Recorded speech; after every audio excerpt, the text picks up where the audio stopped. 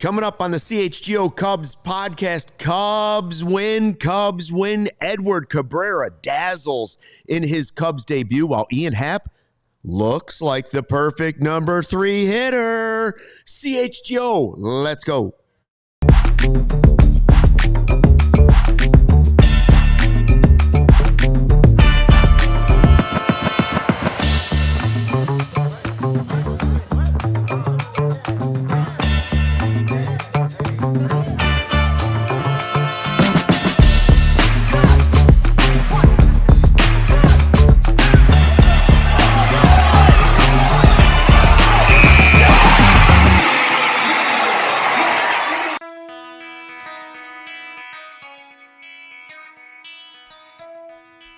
Hey, Chicago, what do you say? It's the CHGO Cubs podcast presented by Bet365, where winning is everything. And Toyota, let's go places. Cubs win 7-2 at Wrigley Field. A beautiful night for baseball, even better for a Cubs win, getting them back to the 500 mark. Shane Newbanks in the live YouTube chat here at the CHGO Cubs YouTube channel saying, hashtag vibe with us. It's back. Hashtag vibe with us is back. We got to get him unbanned. I don't know what happened. I don't know, but we're going to get him unbanned. You submit the papers. You present his case to the court. Now, the case is, once he gets through, he's going to have to watch his P's and Q's. But we're working through it. There's a legislation. Guys, there's some people who don't know what's going on. What is going on? I don't know. Apparently, he was banned from the Discord or something, but a piece of cake sent to the studio. I got some clout. I don't have a lot, but I could maybe make something work for you. How about an entire cake? There's 3 of us. You're right. A whole cake. A whole cake would be nice. Cake is everything, as well as winning is everything. Winning is everything. Edward Cabrera, Ian Happ, Cubs baseball. Bleacher Jeff gets interviewed during the game. Let's start with that's one of the headlines. Yeah.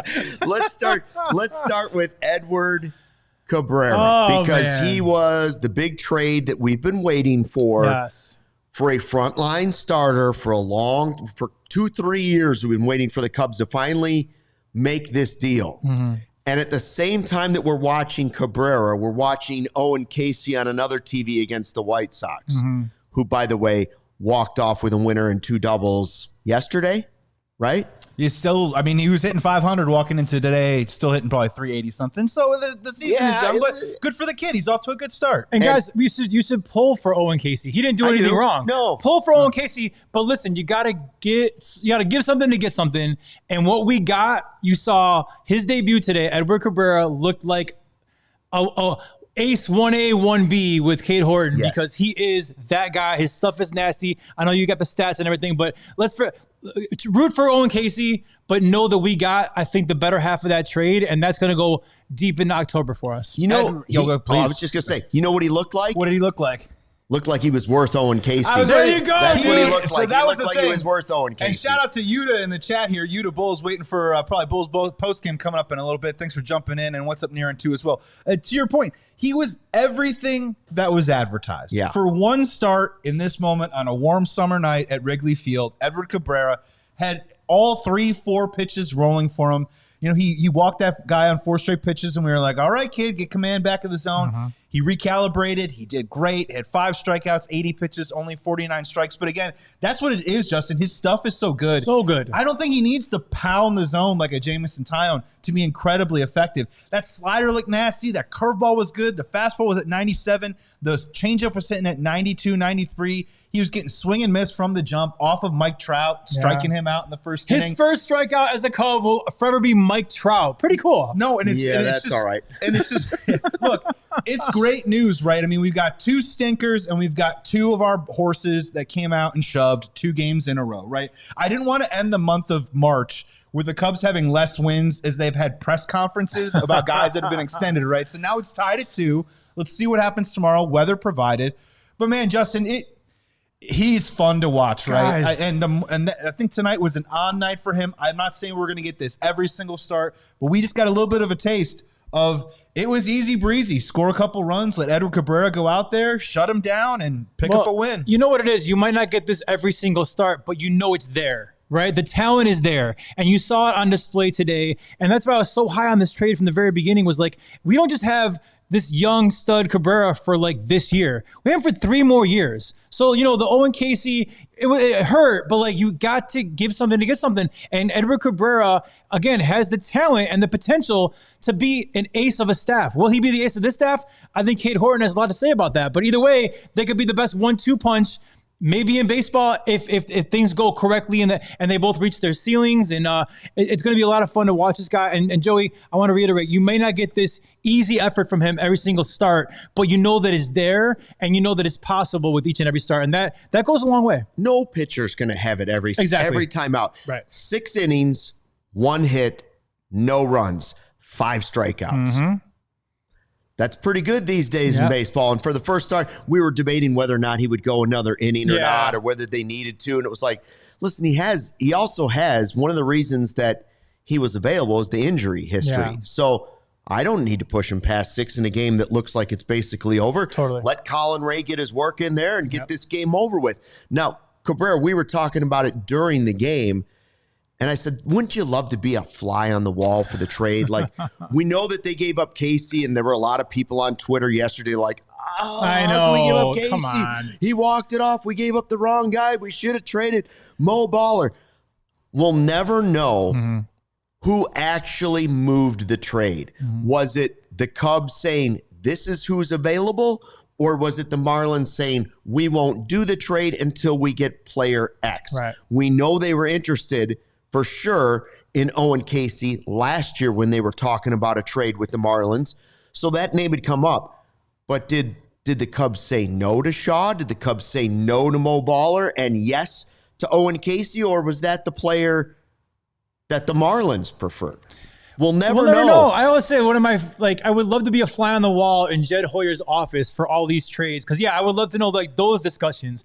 Was Casey the one the Cubs were like ready to give for Cabrera? Or, did the Marlins want Matt Shaw? Or what? But it's like also not just about this trade. I would love to be a fly on the wall for like all the trades that like didn't get done, but maybe we were close, right? Where it's like maybe we were going to grab someone like I don't know, fill in the blank superstar, but like Jed wasn't willing to give up this guy. You know, I think Jed Hoyer's got like the coolest job in the world, and I would love to be a fly on the wall for those discussions. I really would. If I had to take a guess, I would think that they traded big-time power for a big-time arm. Yeah. So I just think Casey the profile of the prospect projection just seems like there's more that you can fantasize about maybe the ceiling of what Owen Casey brings to the table, where I think the Cubs are in love with Moisés Ballesteros' hit tool, but he doesn't scream 30 bombs. And maybe that's the kind of lottery ticket the Miami Marlins wanted to play with. Now, just going back to Cabrera, though, just really quick. Ooh. I mean, this guy, starting rotation at least, this guy brings something to the rotation that nobody else has on this Cubs team right now. And I'm sorry, I mean, Cade Horton's great, right? Mm-hmm. But just I don't know, there's a dominance, there's a little bit of flair, a little bit of attitude when he finally got that last strikeout there towards the end, a little bit of something there. The spin that he did was so cool. Spin on the double play. You know, he's going to bring something to the mound every 5th day that's frankly is just a different repertoire, a different personality, a different style, a different kind of passion that any other Cubs player is going to have in the rotation this year. So that's what's also exciting about it, is it's going to be a different mix. And they're already seeing, we're splitting Horton up. We're trying to sandwich Shota right in between Kate and Edward Cabrera. So, I mean, dude, I want to argue about this all summer long. I want to scream about who's better, Horton versus Cabrera, because both of them are off to a great start. Well, Cabrera's got the neck tattoo, too. I mean, like, you got to be a bad dude to get a neck tattoo. That's got to hurt, man. I've thought about it a couple times. What are you going to get? Cake. I was going to get cake down the side of my neck. Craig Brindle says, glad they saved Shaw for a Skubal trade later this season. Can you imagine? We will talk about a possible Cubs trade later in the season. Later in the show, you're right. Cabrera brings something that nobody else on the team does, that high heat and just the movement of the ball all over the place. By the way, going back to Plezak's top 25 pitchers this season, he didn't have Cabrera in that to start the season. Mm-hmm. He did have Matthew Boyd. He did have Cade Horton. I bet the second time around that changes. I bet Boyd will drop out of it in the first month. Yeah. And that Cabrera will go into it. Who loves Cabrera is Alex Cohen when he talked to him. And Alex was saying like, oof, we put him to the test. Which offseason move are you most excited about for the Cubs? Is it extending PCA? Is it possibly the trade for Cabrera or the signing of Bregman? It's not easy at the moment. It's going to be fun to watch this year and see which one of those plays out to be at least the biggest move for this year. Like the PCA and the Nico deals now that we know that they're done are obviously long-term plays. Right. They're for this year, but they're long-term plays.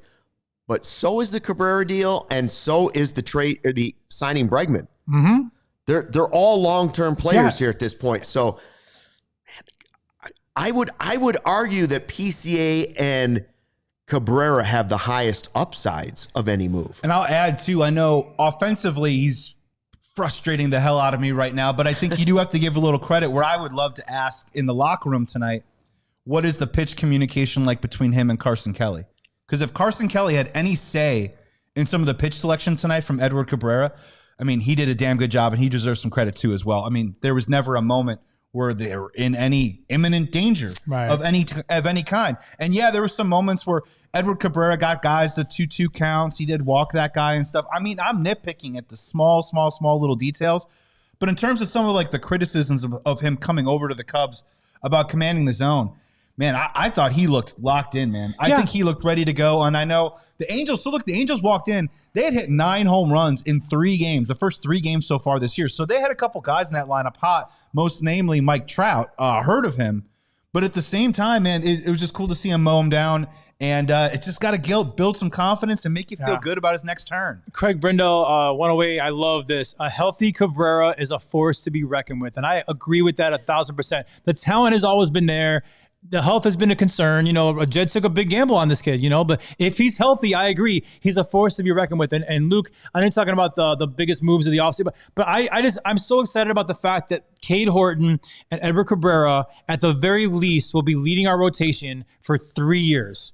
That's amazing. And again, that's at least 3 years because Cabrera, who knows, but like at least 3 years, we have almost like a 2-headed monster fronting our rotation. And that's going to get you in October. Well, you know what the Cubs didn't have against the Brewers? Starting pitching. Yeah. They ran out of starting pitching. Both of those guys. Yeah. Imagine that series again, and now you have Horton and Cabrera in your rotation. Well, it's a completely different series. Totally. Obviously, the teams are both different. It's a different season. But 2 arms like that changes a series. Yeah. It probably changes the outcome of a series. I see Niren is calling everybody a homer right now. Let us have that. Let us have it. It was a great night. Yeah, it's hard to not get excited. Give me the donuts. It's hard to not get excited after talking months and months about Edward Cabrera and what he did tonight.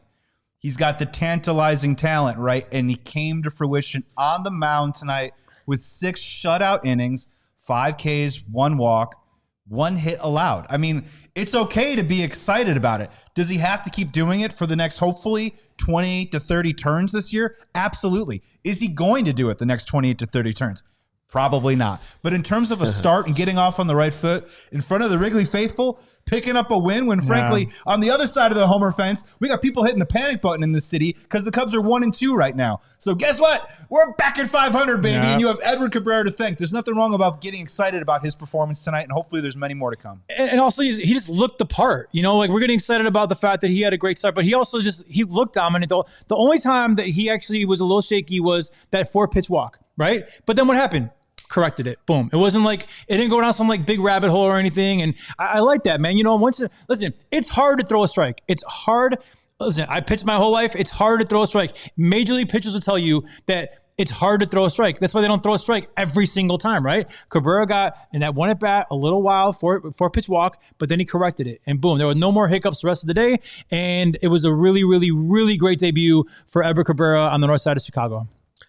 Craig Brindle saying, don't forget the best hitter on the team isn't even playing right now. That's a good point. All the update on Seiya is coming up on the podcast. Plus, we will talk about the Cubs offense and how things are working in that 3-hole. Great. Not too bad. CHGO Cubs coming up next. Baseball is a long season. A lot of ups and a lot of downs. We saw it this weekend, right? Yes, we did. Saturday was great. Thursday and Sunday, not so much. Our friends at Sunnyside Dispensary are here to elevate your baseball season. Sunnyside is your home for judgment-free shopping. They have a crazy selection with over 100 different strains to choose from with easy online ordering and in-store pickup. Whether you're in Illinois, Sunnyside has a location for you. They have spots as far south as Champaign and as far north as South Beloit. Stop in the store nearest you for expert guidance from their staff. But if you're a little shy about this, we got you. You don't want to leave your couch. Stay home. We got you. Head to their website for only the best under the sun, including 50% off your first 3 online purchases. That's right.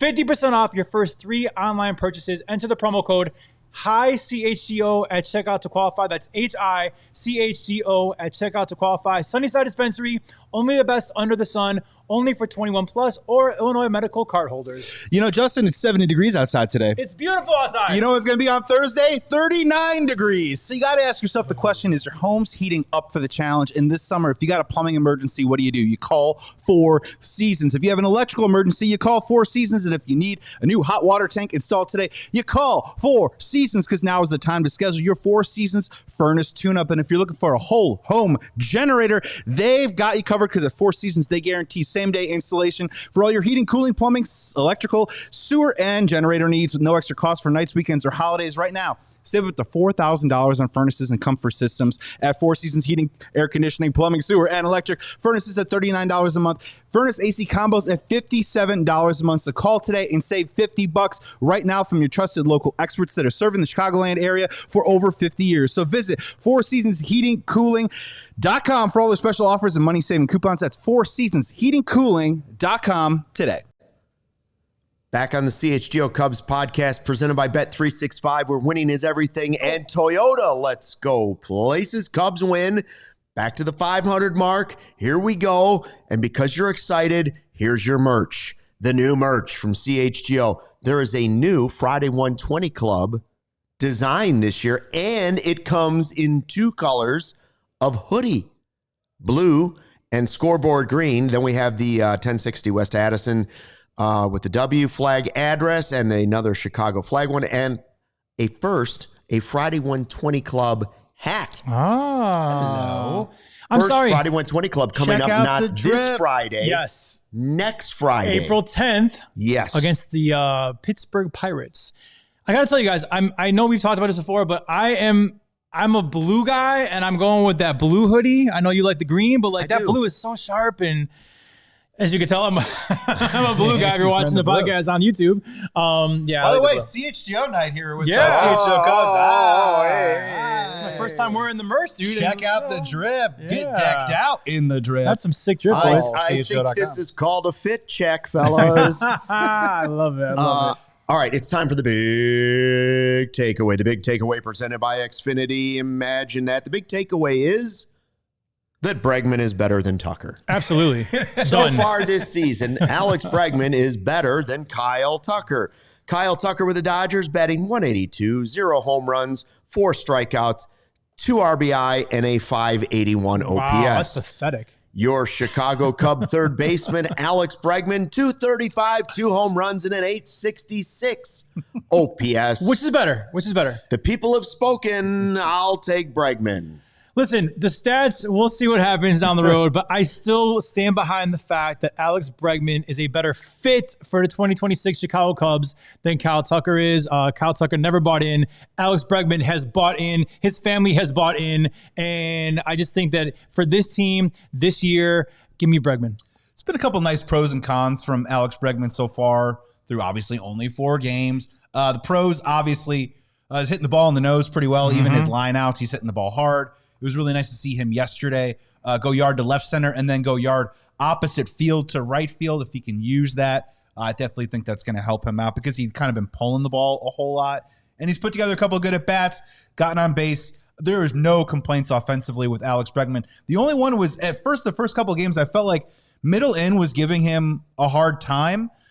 Just wasn't really squaring it up. Not saying that he can't hit it. It was just a little bit of a timing issue. But as you saw today, middle in today, he hit a laser that obviously was caught for a line out. But, all things are great.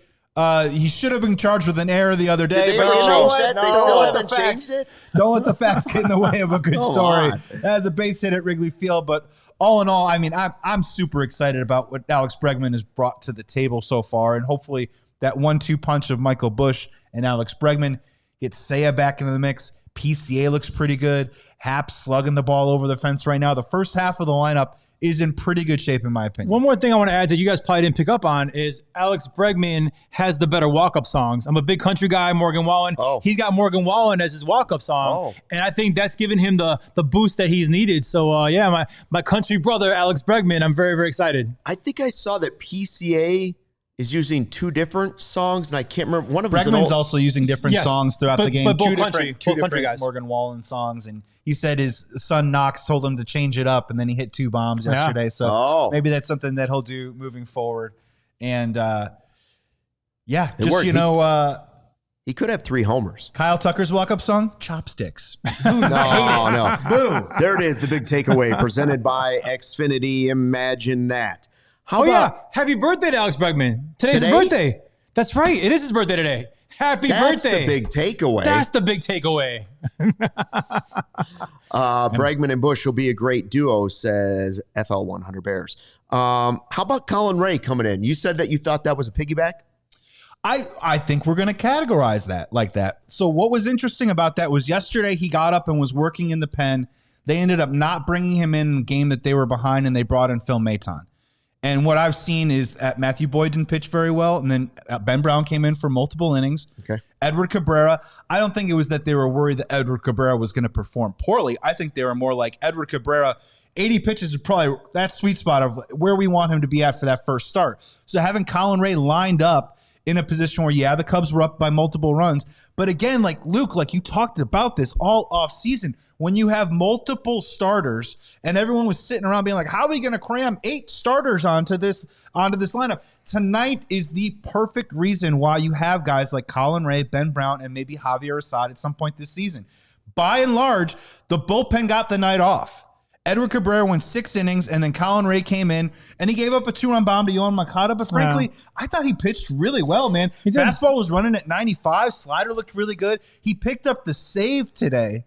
But in my opinion, it was as close to a piggyback kind of situation of a guy that can come in and give you 40 to 50 pitches, and the bullpen is fresh and lined up for tomorrow and ready to roll. That's what you want to see from guys like Ben Brown and Colin Rea. I thought he did a nice job. Also, I think Ray, like Greg Maddux, could have just been setting up Moncada for an at-bat in the World Series against the Angels. Because the Angels are going to make the World Series. He's probably thinking Cubs, Angels, we'll get not Moncada, checkers. and I'll throw him the same pitch later. Can you imagine the foresight of a fantasy baseball manager that would draft Colin Rea with his final pick, kind of knowing that in this situation, he could come out for 3 innings and get that. He could be Palencia's backup when it comes to closing out games. Who would have the foresight to do that? Oh, wait, I did. I drafted Colin Rea in the 4th. I can't get Palencia in a game. I know. I can't get him in a game. Who's got more saves, Palencia or Colin Rea? And Niran in the chat, I might go to Ben Brown on Wednesday and give Boyd an extra 2 days, but that's me. I'm not in wild disagreement with your thought. My thought is you still give Boyd that start, but now you have Ben Brown lined up right next to him. So you want Matthew Boyd, and you trust, honestly, more importantly, you trust Matthew Boyd to work through these issues. He talked a little bit about being slow to the adjustments the last start. Giving him another one, I'm quoting stats from 4 days in. Don't tell me how to live my life. But that's all we have. No, Ben Brown lined up with Matthew Boyd is not a bad thing. It's not a bad route to go. Like you have these guys that can throw you multiple innings. And if it's a guy that's maybe trying to work through something or a guy that you're trying to ease into the season on a pitch count, the Cubs are at an interesting advantage where they don't have to burn through multiple guys to get 9-12 outs in a game. They can just have one guy do it every once in a while. We literally saw that tonight with Colin Rea.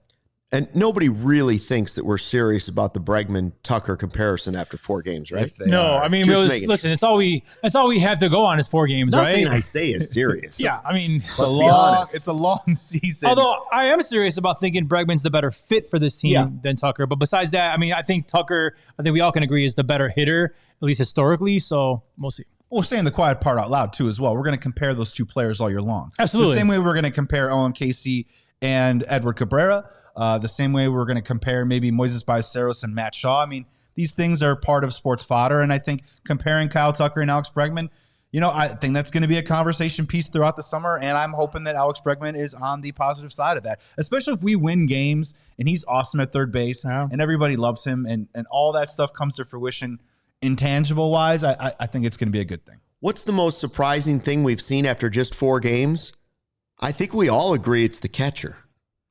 The catcher situation. I thought we'd see more Miguel Amaya than we did Carson Kelly. Now, he did have a big RBI hit here today. Come on. Carson Kelly's, his stats aren't even that great, but they're also inflated by the fact that long high pop-up that's 3 pop-ups, I think, in 4 games that the other team has dropped at Wrigley Field. And this was not the wind or the sun. No, this was just and he got a base hit for it and 2 RBIs. I mean, listen, good for Carson Kelly. I was heated with this lineup only because of the fact Miguel Amaya, for me, is the starting catcher on my Chicago Cubs. And he started 1 game so far out of 4. Why is Carson Kelly starting 3 out of 4 games? Miguel Amaya, when he started that game, what did he do? Oh, he went 2 for 4 and hit a bomb. The first home run of the entire season, right? And he's your young guy. He's the guy that I thought was going to kind of get the most catching opportunities this year. But so far, 4 games in, he's only gotten a quarter of the starts, and Carson Kelly has gotten 3/4. Make it make sense for me, please. Well, I'll make it making sense for you is I'm just interested. I would love to ask Craig 2 things. One that I've noticed is today could have easily just been matchup. I know Carson Kelly did pretty good against fastball last year, but this guy was only pumping 93 out of the gate, threw a cutter 43% of the time. Maybe they liked that. Maybe they thought that was not that it was a bad matchup for Miguel Amaya, but maybe they just thought it was a better matchup for a guy like Carson Kelly. The other one that I'm really curious about, though, and I would ask Craig this is, are we allowed to read into anything where Miguel Amaya catches Cade Horton's start? And so far, we've had Carson with Matthew Boyd, Carson with Shota, and then today, Carson with Edward Cabrera, which I thought was interesting.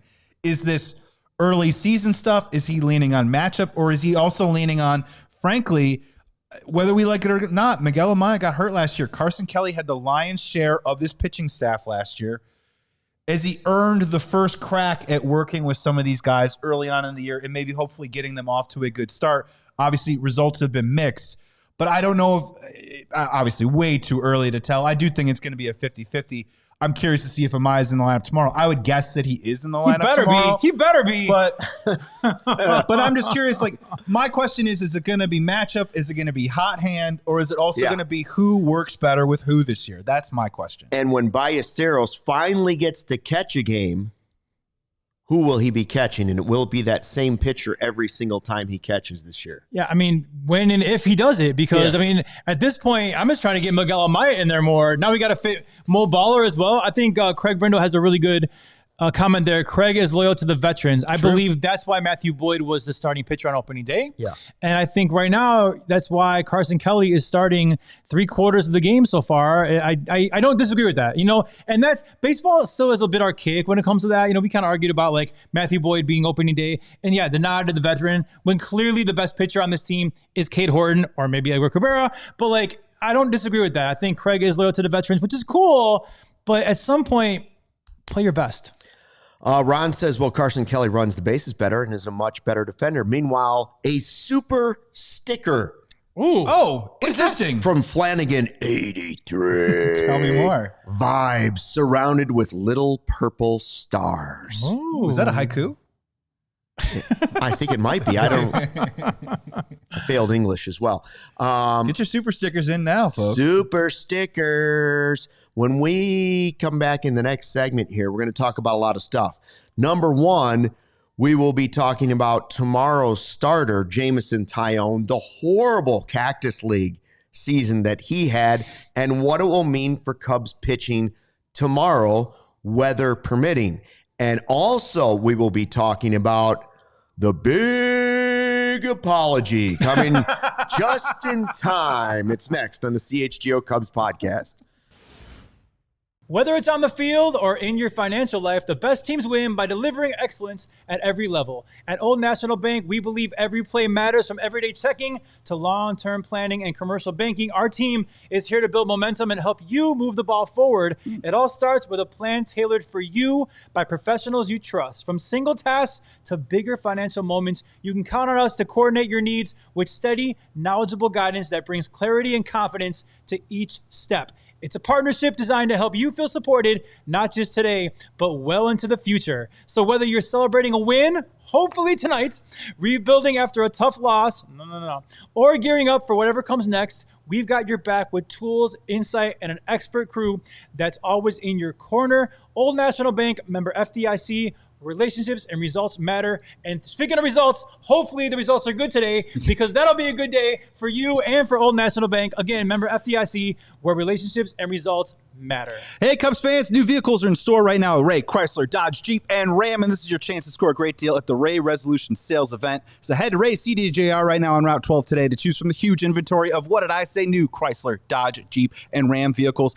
Right now, you can get 0% financing for 72 months plus no payments until all the way through the spring with new Chrysler, Dodge, Jeep, and Ram models. With over 125 vehicles to choose from, they're priced under $20,000. So what are you waiting for? They got a friendly team of brand experts. The team at Ray CDJR is here to help you, guide you through each step of your shopping journey. Plus, you can prioritize affordability so you won't overpay for the vehicle that you need. And with Ray's Price Promise, you can shop confidently because there's no hidden fees or add-ons or anything like that. The price you see is the price you're going to pay. So go check out our partner today to shop one of Chicago area's largest inventories and find the right vehicle for you. Don't miss out on that sale. For more information, visit Ray CDJR today on Route 12 in Fox Lake or online at raycdjr.com. They've been serving the community since 1963, and we love that. Back on the CHGO Cubs podcast presented by Bet365, where winning is everything, and Toyota. Let's go places. Shout out in the live YouTube chat right now to Duff Video, who says Green Bay does suck. Well, because so does Milwaukee. They lost tonight. Earlier in the chat, they said the crowd was chanting Green Bay sucks. Oh. So he's confirming they do. Thank you. Look at what the Brewers do when they're not playing the White Sox. They lose. Good, right? Good. Finally. Thank you. Hey, we should point out that it's a good time to subscribe to the CHGO Cubs YouTube channel. Don't miss out on anything. Go ahead, subscribe, tell a friend, tell a neighbor, tell a total stranger, then tell the total stranger's neighbor. That's what we always say. Yeah. Don't miss anything. A lot of our great videos are up there. Our shorts are there. Whatever you want to watch, go ahead, like and subscribe. And it's also a good time to be a diehard. You get the free merch. We showed the merch earlier in the show. If you're listening to this in podcast form, go to the YouTube page. Go back and look at this show tomorrow, and you're going to see the merch that we're throwing out there. The Friday 120 Club stuff for this year is cool. It's sick drip. There's no other way you can describe it. It is sick drip. So we have an update on the injury for Seiya Suzuki. Batting practice today. Minor league rehab assignment coming later this week, probably Thursday when they leave on the road. Could rejoin as early as that road trip.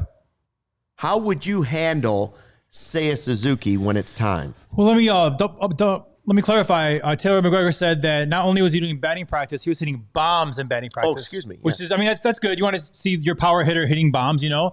And we all kind of agree that take it easy with Seiya, right? I mean, clearly this lineup is so much better with Seiya Suzuki, but here we are, 2-2, you know, offensively, 2 really, really good games. What you want is Seiya Suzuki for the rest of the season and hopefully October. That's what you want a healthy Seiya Suzuki for, because he makes our entire lineup better, and that's the goal. That being said, I think it's encouraging that ultimately he's going to go on a rehab assignment this weekend and then joining the team possibly on this road trip. You know, as soon as he's ready, bring him in. We need him. My only question is, will they start him in right field when he comes back, or will he be the DH? And if he's the DH, what does that mean for Mo Baller at that point? Because he's kind of your DH without a position. Yeah. Look, I mean, on its face, a one-legged Seiya is better than Michael Conforto right now. I mean, holy God. Wow. It's not been great. Wow, I said that during was the game, tough. there's been a whiff. That's my cleanup hitter on my fantasy team. I'm getting a whiff of Hosmer. There's a scent of Mancini in the air a little bit with Michael Conforto right now. So one-legged Seiya would probably be better. Having said that, though, I'm with you. I want him to come back 100%. And when he comes back, I want him to stay up and stay good.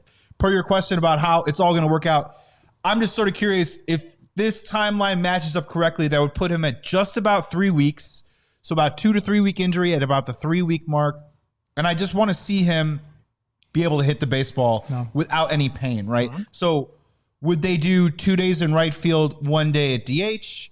Would they maybe do, how do they space that out to try and give him just a little bit of a blow? Because I'm guessing he's going to have a little bit of soreness, just general soreness playing the game again. Right. So if it's 2 days in right field, you got Moisés Ballesteros hitting DH. If you hit him at DH, maybe Matt shoots out to right field a little bit. There's some different ways to kind of mix and match. I wouldn't expect that to become the norm. Right. I would just say maybe the first 7 to 10 games, make sure everything checks out, make sure his body recovers the right way, and obviously make sure that he's squaring up the baseball behind at the plate. Conservative. That's the word. Conservative. Yes. As much as Conforto has really struggled in his opportunity. Yeah, it's a shame. And I wonder if Dylan Carlson will get the next opportunity. They got to run him out there. It's early enough in the year. Right? They got to run him out there. With Seiya Suzuki being out, Matt Shaw is my starting right fielder. I just think the kid's got enormous talent. He proved enough last year to give him enough run this year. An opportunity came when Seiya got hurt. That should be Matt Shaw's. Listen, fine, warm and fuzzy about Conforto with the minor league contract, but Shaw should be the guy no matter what for me until Seiya gets back. This Conforto thing, I know we're only 4 games in, but it has looked really, really bad. He looked bad on fastball on Sunday, and then today with a guy that had a little bit lower velo. Maybe they were hoping with that cutter because the splits for Johnson were I think the slugging was 483 versus right with left-handers up, and he's a right-handed pitcher, so maybe they thought they liked the matchup there. But yeah, look, it's early, but I'm excited to see Seiya back in the fold. I think that's very fair to say. This offense will be better for it, and I'm not, that's not the hottest take in the world. Conforto hasn't looked good, but neither did Ian Happ for 3 strikeouts on 9 pitches. Yeah. And that's when the world exploded the vile hate his way. Including one of your co-hosts. Off-season bottled up. Like a dragon. Like a dragon from Game of Thrones. The haters on Twitter were throwing fire at him. And now it's time for Justin's big apology. All right, so we doing this? All right, let's go. We doing this? Let's go. It takes a big man to admit when he's wrong, and especially when he's as positive as you are. I'm a positive guy, and I definitely overreacted on opening day. The first mistake I made was really, really not realizing how hard he hit that ball that should have been a home run on opening day that got knocked down by the wind. My bad. He still looked horrible on 3 strikeouts on 9 pitches with, runners on base. That being said, Ian Happ, since that moment, has shut me up because the dude has hit, 3 home runs now? 3. And he has looked mighty good in the 3-hole. And, it just shows that, I don't know everything.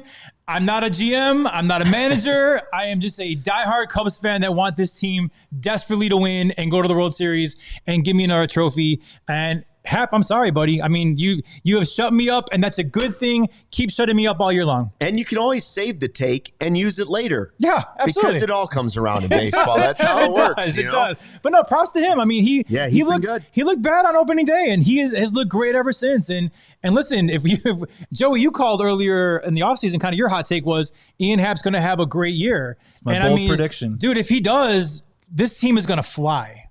Yeah, well, I mean, if Seiya comes back and he's the 5, 6, or 7 hitter and he continues this kind of production, all of a sudden, you're cooking with gas. Look, it's so funny. He's such a consistent player, yet he's just so polarizing. Like, he's so unassuming, and yet the vitriol is quite incredible on social media. But, like, if you could put a blindfold on for a second, Cubs fans, and I said, hey, I got some bad news for you. Your best hitter is going to miss the first 2 weeks of the season. Oh, my gosh, what do we do? Well, we have this guy that can maybe hit in his spot in the lineup.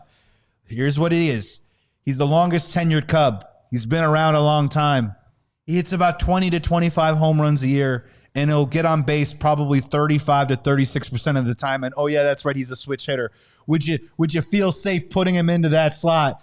if you had the blindfold on and you didn't know it was Ian Happ, you'd probably be cool with it.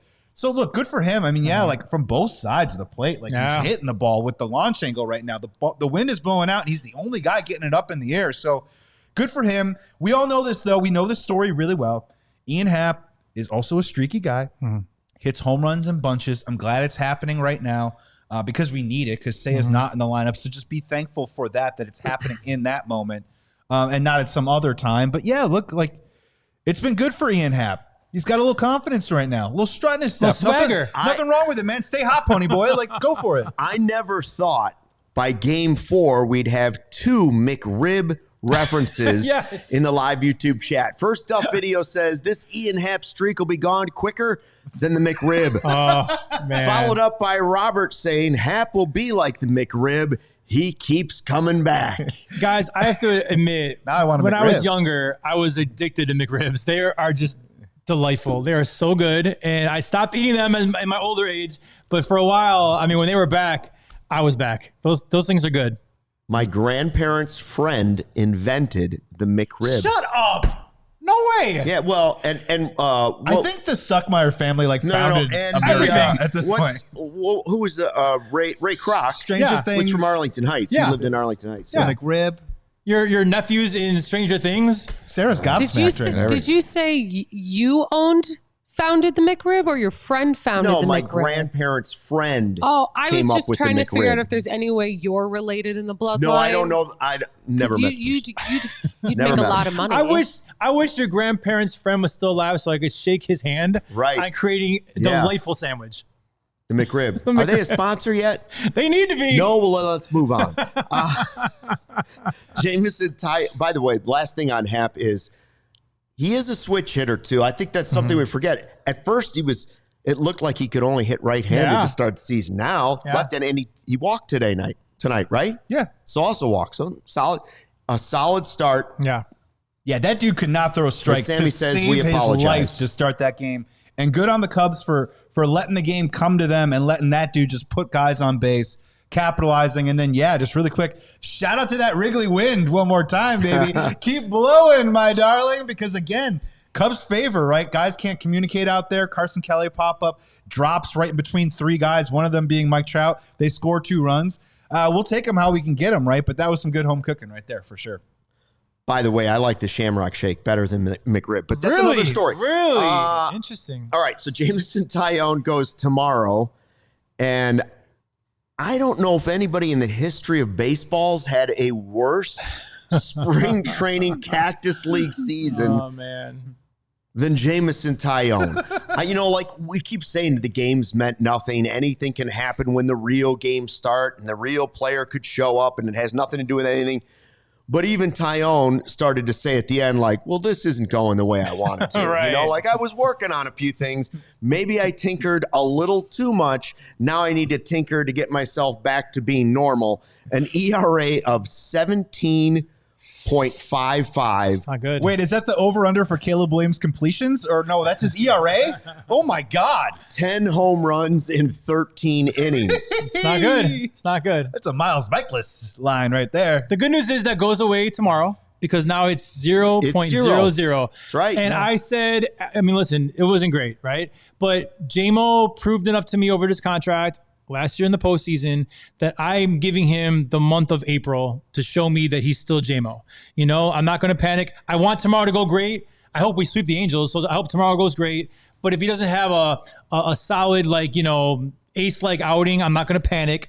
He's earned my trust for a full month before I start thinking about, Colin Rea or Assad, whatever.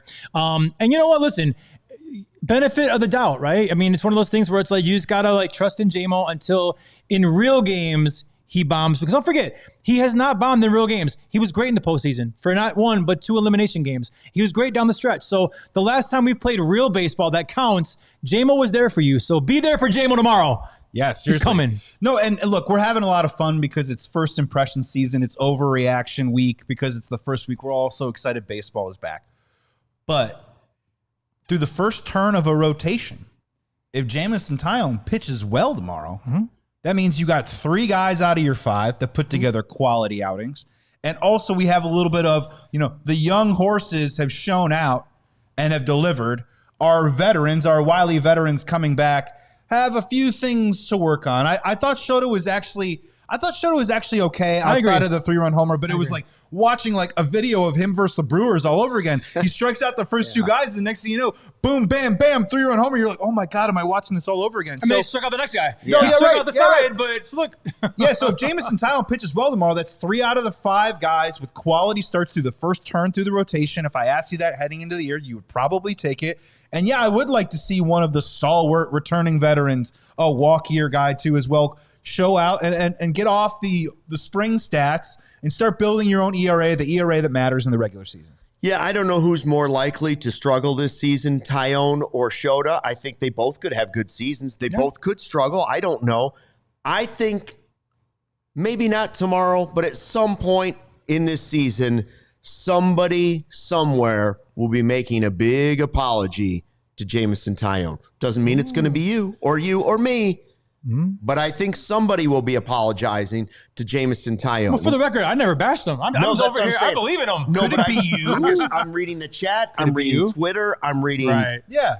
Right. I think a lot of people are expecting him to fall down because he had an ERA near 18 with me. When we come back, we're going to talk about another arm the Cubs are keeping an eye on, plus that trade I talked about. Ooh. All right, let's just stay Sarah here for a says, second. hold on. Stay Technical here. difficulties. Homer Simpson. Dude. How about that kick?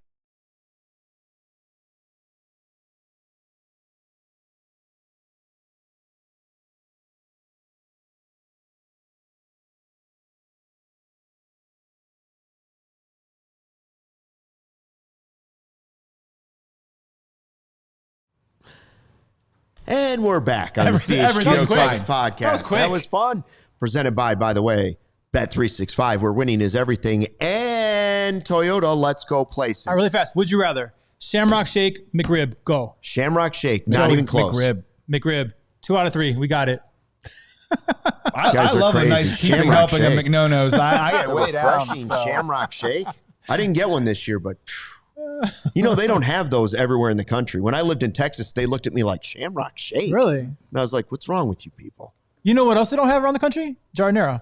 When I went I went on the East Coast, I went to Subway back in the day. I used to put Jardinera on my sandwiches, and I asked in Boston if I could have some. They go, wait, what? They don't have them there. They're lost. They're missing out. They're missing out. Try this again. What's up, sir? Are we going to break again? Let's do it again. And go. we're coming Right back on the back. CHGO Cubs.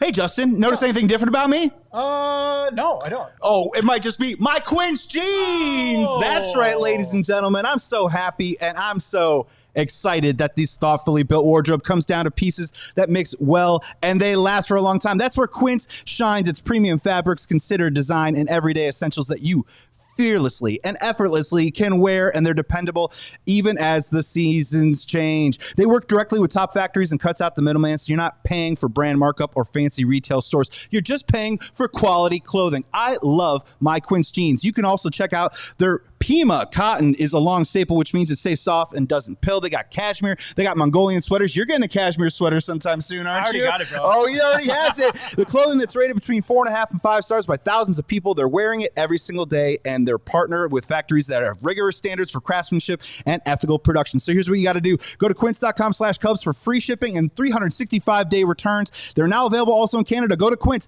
QUINCE.com/Cubs for free shipping. That's quince.com/Cubs. Awesome. The Game Time app gives you the advantage back to the fans. Yes. It's the hack for unlocking amazing tickets and experiences in a few taps. It's incredibly easy to use, and the Game Time guarantee means you can trust you'll get 100% authentic tickets on time and at the best price. Plus, fees are always included, so what you see is what you pay. Imagine today, you're like, I want to go to the Cubs game. It's beautiful. Yes. 70 degrees outside. Perfect. Edward Cabrera is pitching. What? What was stopping you? All you got to do is grab your phone and boom. Game time. I'll make it even easier for you. How about this? They have zone seating. Basically, you pick the zone you want to be in, and they'll kind of give you the best options in that zone. They have a view. You can actually see what that view looks like from the seat you want to choose. Again, Game Time ticket coverage. Your purchase is covered with the most flexible customer service policy in the ticket industry. Take the guesswork out of buying tickets with Game Time. Download the Game Time app, create an account, and use the code CHGO for $20 off your first purchase. Terms apply. Again, CHGO is the code for $20 off at the Game Time app. Game time. Who? Back on the CHGO Cubs podcast presented by Bet365 and Toyota. And the people have spoken in the live YouTube chat here at CHGO Cubs.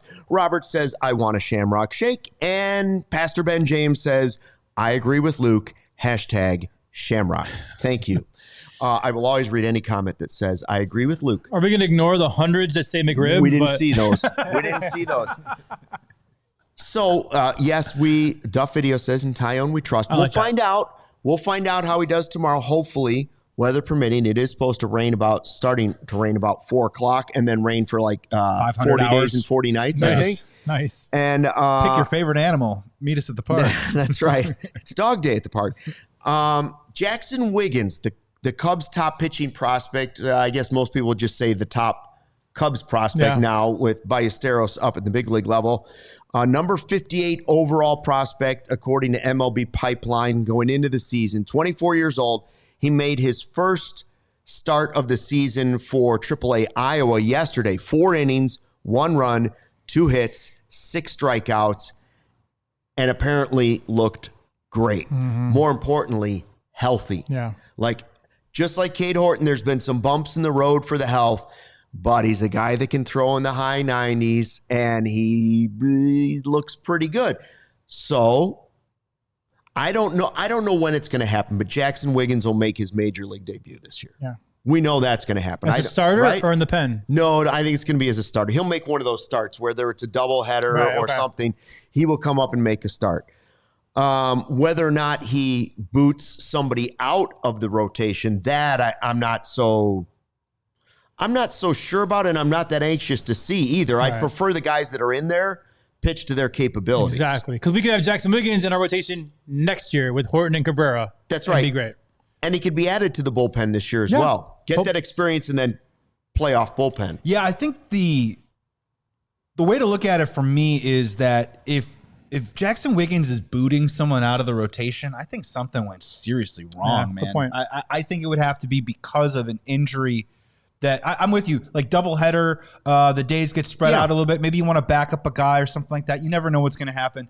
Jaxon Wiggins getting a spot start, I can 1,000% see that, and hopefully maybe May or June or something, because I saw there's a lot of different tweets about how his performance was. The stat line looks really good. Some people question the command wasn't exactly there. Again, like this guy's going to have to stack positive performances one on top of the other, and might have to give you 8 to 10 before you feel confident or having that spot to bring him up and give him a little bit of run. I just if he's being replaced to boot someone out of the rotation, that means something went wrong with Colin Rea, something went wrong with Ben Brown, and maybe Justin Steele isn't as healthy, or maybe the final step of the rehab wasn't as smoothly as you wanted it to go. So that's the cool part about it. I think Jaxon Wiggins can wait. Jaxon Wiggins needs to perform. He needs to prove that he deserves to be called up to the big league team. I do think he'll get a start at some point, and then maybe factor into the bullpen, because I think that could be really interesting. What if you could get a scenario where it's Ben Brown throwing heat, Jaxon Wiggins throwing heat, Colin Rea, if he's still ticking 94, 95 on the gun, and those are your coverage guys from anywhere between the 5th inning to maybe somewhere in the 8th inning, and then you can roll with Maton and Palencia or whatever that is. Now that's a hell of a trio to bring into a game in the middle of a game, right when you neither need to keep it close, keep it tied, or hold that lead. So, yeah, I mean, good start for him. Step in the right direction. I find it funny, though, people can't get ahead of themselves on Jaxon Wiggins. Will also get too far down on other players or too far ahead on other players too as well. So the dude's got to go one start at a time. We already kind of have a full house. I mean, we have 5 starters right now, and then Justin Steele is waiting. Assad is in the minors. I mean, and then you have Jaxon Wiggins, right? So for me, I look at Jaxon Wiggins as a bonus, right? If he forces your hand and does a spot start or forces himself into the bullpen, great. But I really, really feel like Jaxon Wiggins for me is a next year rotation piece Horton, Cabrera, Wiggins, Steele, figure out the rest. But there's zero rush because we already kind of have a full house. Robert wants the ass man back. We will see him at some point in the majors this season. I'm confident of that as well. You know, I don't think of Wiggins as a trade piece, but you still want any play because he's your top pitching prospect. Right. You still want your best prospects to not only be successful, but be successful so other teams can see it. So not talking about Wiggins specifically. But I saw a guy playing tonight that I thought, I like to watch the other team and think, how about if we got that guy? What if we got that guy? Is everybody out on Mike Trout at this point?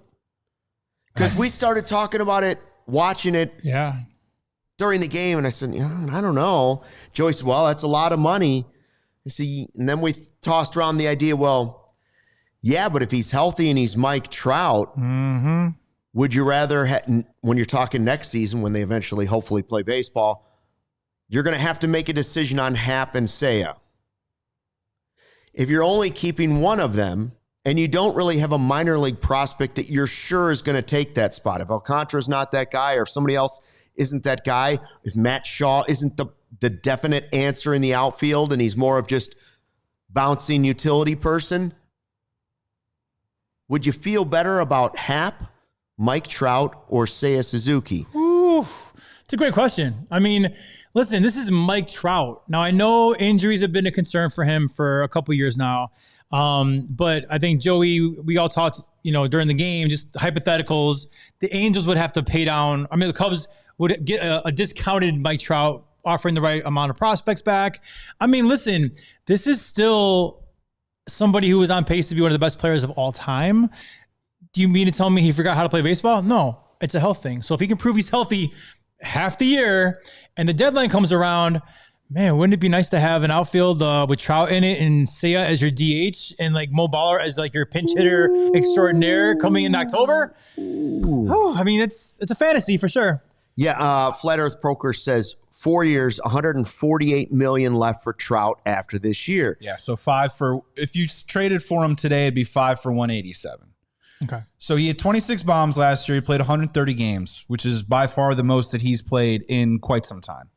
If you go all the way back to 2022, he was a 6'4" player, but ever since then, 2.9, 1.0, 1.5 last year, 1.5 in 130 games. Seiya had 2.6 in around the same-ish amount of games, 140, whatever. So this isn't about like necessarily this year, but if you added him this year, wow, it's just adding to the riches of your lineup. But if you're trying to make a decision moving forward of do you give Seiya the bag and try and retain Happ, that sounds like a hard proposition. Could you retain Happ? Let Seiya walk. Who do you replace Seiya with? Mike Trout, I wouldn't shut the door on this at all. But again, like we walked through this. And who was it? Flat Earth Poker. 4 for 148. So it's probably 4 for whatever, 50, 160 or whatever. But guess what, Angels? We are not just buying. If they want to just buy the contract, they're the Cubs. It's not my money. You can do whatever. I highly doubt that's going to happen. The Angels, in my opinion, would have to eat 50, 60 million of that. How do you do that? You do it with prospects. You do it with prospects. So, you say, hey, you're going to buy the prospects you want. Yeah. We'll give you, it's either we buy the money out completely from you. You give us absolutely nothing. Or guess what? We can maybe throw in a Jonathan Long or maybe make a package that you would never, ever deserve. And you can actually get the thing that you wanted to when you trade an older asset and you get some young capital back. Now, to do that, though, I would personally, this is a hard pass for me unless they got this number down to, what was it? So the 4 for 148, that'd have to be like a 4 for 100? 4 for 100. They'd have to eat that much. They really would. They really would. And they're the Angels. You have to make a decision on this sooner or later. So that's the only way I could even see this being a possibility. So $25 million a year, you'd be in on Trout. To play DH and play right field? Yeah. Yeah, that's a good consolation prize if you think Seiya's going to walk. That is not that bad of a deal in my opinion. And major star power too. I don't think it's the craziest thing I've ever said, and I've said a lot of crazy things. I admit that, but I also don't think it's high on the list of likelihood for the Cubs. This is like a fantasy hypothetical draft. Robert's saying save room for Scooble. Well, yes, if my choice is, hey, give up big money prospects and sign Skubal to a long-term deal. Yeah, okay. Right. Because Skubal and Cabrera and Horton would be unbelievable. Yeah. Would be roll. unbelievable. Rock and roll. You'd be right there in the conversation for winning the World Series with anybody else. Once you put Skubal on there with anybody, it changes everything. Totally. So Yeah, and if you got big dreams, Mike Trout at a super discount as one of my corner outfielders.